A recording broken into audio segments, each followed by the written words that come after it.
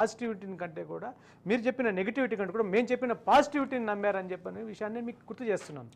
విషయం ఏంటంటే మీరు ఆల్రెడీ ఇక్కడ మేము ప్రజలు తెలంగాణ ప్రజలు మోసపోయారు, కర్ణాటక ప్రజలు మోసపోయారు. అదే విధానాన్ని ప్రధానమంత్రి మోదీ గారు పలు బహిరంగ సభల్లో బహిరంగ వేదికగా అక్కడ కర్ణాటకలో కానివ్వండి, అక్కడ తెలంగాణలో కానివ్వండి ప్రజల్ని మోసం చేసి ఆడ ప్రభుత్వానికి వచ్చారు. ఈ విధమైనటువంటి అరాచక పాలన జరుగుతుందన్నటువంటి చెప్పిన విధానాన్ని ప్రజలు గమనించారు. ఇక్కడ ఆ ప్రభుత్వం కంటే ఉన్న ప్రభుత్వాన్ని మనము మంచి మెజారిటీతో అంటే ఇక్కడ మళ్ళీ కొన్ని కోణాలు చూశారు. ఇక్కడ చూస్తే మీరు చెప్పినటువంటి హిందుత్వం ఎజెండా చూస్తే ఉద్ధవ్ ఠాక్రే శివసేన ఏదైతే కాంగ్రెస్తో కలిసి బీజేపీని అంటే పొత్తు ధర్మం మిత్ర ధర్మం పాటించకుండా ముఖ్యమంత్రి పీఠాని కోసం చేసినటువంటి అంశాన్ని కూడా పరిగణనలో తీసుకున్నాం. పలు అంశాల కారణాల వలన అదే విధంగా భారతీయ జనతా పార్టీ కేంద్రంలో ఉంది. కేంద్రంలో ఉన్నటువంటి భారతీయ జనతా పార్టీ ఎన్డీఏ కూటమిని కాదని వీళ్ళతో మనం జతగడితే ప్రజలు ఏమని ఆలోచించారంటే ఏమి ఉండదు, గుండు సున్నా ఉంటుంది. వీళ్ళు మహారాష్ట్రకు వచ్చి మళ్ళీ కూడా హిందుత్వాన్ని విడదీసి కుల విభజన గణ విభజన ఏదో రకరకాల టాస్కులు తీసుకొచ్చి ప్రజల్లో ఒక రాజ్యాంగ బీసీగా అని చెప్పి ఒకటి నేను బీసీలకి న్యాయం చేయాలి ఇది కరెక్ట్, అదొక ప్రత్యేక అజెండాతో పోవాలి. కానీ అదే అంశాన్ని దేశంలో రాజకీయ అంశంగా తీసుకోపోవాల్సిన ఆలోచనని ప్రజలు పసిగట్టారు. ఇవన్నీ పనిచేసి ఈరోజు మ్యాజిక్ ఫిగర్ కంటే కూడా అత్యధికంగా 216 సీట్లలో ఈరోజు ఎన్డీఏ కూటమి ఉందంటే ఈవీఎంలు ప్రాబ్లం అంటుంది. మీరు గెలిచిన దగ్గరేమో సమతుల్యత పాటించాలి, మీకు ఈక్వేషన్స్ బాగుండాలి.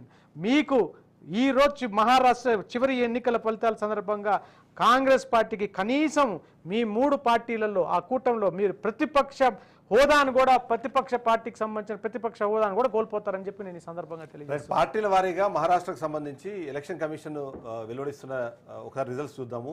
Bharatiya Janata party single largest పార్టీగా 118 స్థానాల్లో ఆధిక్యతలో ఉంటే శివసేన ఎస్హెచ్ఎస్ 56 స్థానాల్లోనూ, అలాగే ఎన్సీపీ నేషనలిస్ట్ కాంగ్రెస్ పార్టీ సంబంధించి 37 స్థానాల్లో ఆధిక్యత ప్రదర్శిస్తోంది. ఇక ఇండియన్ నేషనల్ కాంగ్రెస్ పార్టీ కేవలం 22 స్థానాల్లోనూ, అలాగే ఉద్ధవ్ ఠాక్రేకి సంబంధించిన శివసేన 19 స్థానాల్లోనూ, శరత్ చంద్ర పవార్ చేస్తున్న ఎన్సీపీ ఎస్పీ అది 11 స్థానాల్లో ఆధిక్యతలో ఉంటే ఎంఐఎం 2 స్థానాల్లో ఉంది, ఎస్పీ సమాజ్వాదీ పార్టీ 2 స్థానాల్లోనూ, జన్ సూర్యశక్తి 2 స్థానాల్లోనూ, ఇక మిగిలిన కొన్ని పార్టీలు ఒక ఐదు పార్టీలు ఒక్కొక్క స్థానంలో ఆధిక్యత ప్రదర్శిస్తున్న పరిస్థితి మనకు కనిపిస్తుంది. అందులో సిపిఎం కూడా ఒక స్థానంలో ఆధిక్యతను ప్రదర్శిస్తున్న పరిస్థితి మనకు కనిపిస్తుంది. ఓవరాల్ చూస్తే 218 స్థానాలు ఎన్డీఏ కూటమి ముందంజలో ఉంది. ఇండీ కూటమి కేవలం 58 స్థానాలకు పరిమితమైంది. ఇక ఇతరులు కూడా 12 స్థానాల్లో ఆధిక్యంలో ఉండడం ఇంట్రెస్ట్ క్రియేట్ చేస్తుంటే జార్ఖండ్లో బీజేపీ 31 స్థానాల్లో ఉంటే కాంగ్రెస్ పార్టీ 48 స్థానాల్లో తన ఆధిక్యత ప్రదర్శిస్తోంది.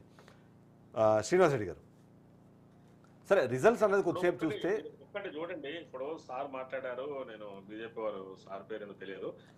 ఏంటంటే భారతదేశము ఇక్కడ ఎవరికి కూడా ఇక్కడ మహారాష్ట్రలో నేను చాలా స్పష్టంగా చెప్తున్నా, మహారాష్ట్రలో జరిగింది ప్రజలకు వర్సెస్ వాళ్ళ ఎలక్ట్రానిక్ ఓటింగ్ మిషన్స్ కి ఎన్నికలు జరిగినాయి. చాలా స్పష్టంగా అర్థమవుతుంది. ఇక్కడ ప్రజలకు పార్టీలకు ఎక్కడ జరగలే, ఎక్కడ లేని 8 పార్టీలు ఉన్నా కూడా 8 పార్టీలలో కూడా వాళ్ళు చాలా స్పష్టంగా ఆధిక్యంగా వాళ్ళు ట్యాంపరింగ్ వేసుకున్నట్టుగా చాలా స్పష్టంగా అర్థమవుతుంది. ఎక్కడైనా భారతదేశంలో ఒక్కసారి అన్ని ఎక్కడ లేని మహారాష్ట్ర నవనిర్మాణ సమితి ఎన్నెన్నో పార్టీలు ఎక్కడ అసలు భారతదేశంలో ఎక్కడ ఇవ్వండి 8 ప్రధాన పార్టీలు అక్కడ ఉన్నాయి. ఎవరిని కాదని అంతుంది. ఎంఐఎం కూడా ఇక్కడ వెళ్ళి ఔరంగాబాద్ లో ఇందాక చెప్పాను, ఔరంగాబాద్ అంటే ఒక 2 సీట్ల ఆధిక్యం ఉందని మీరే చెప్పారు. ఇప్పుడు అంటే అన్ని పార్టీలు అన్ని వర్గాల నుంచి ఉన్నా కూడా ఇవాళ సమాజ్వాదీ పార్టీ కూడా 2 స్థానాల ముందంజ ఉందని మనకు చాలా స్పష్టంగా అర్థమవుతుంది. అంటే దీన్ని బట్టి చూస్తే ట్రెండింగ్ ని ఇదంతా ఒక సెట్టింగ్ లాగా చేసినట్టు అర్థమవుతుంది.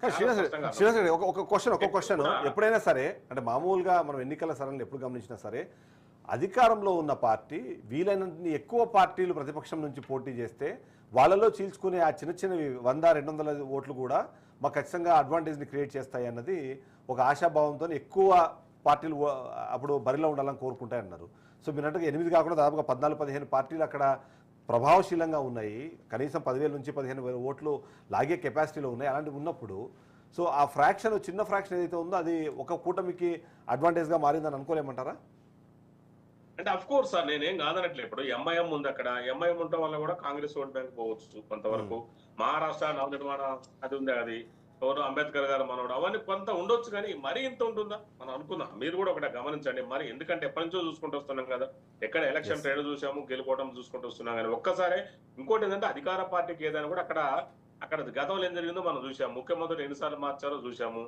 అదే విధంగా శివసేన చీల్చి సిండే శివసేన మనం ఆయన సిండే శివసేన అంటే బాహుబలిలో కట్టప్ప లేకుండా మనం అనుకుంటాం మొత్తం పిల్లల కాటించి కట్టప్ప ఎట్లా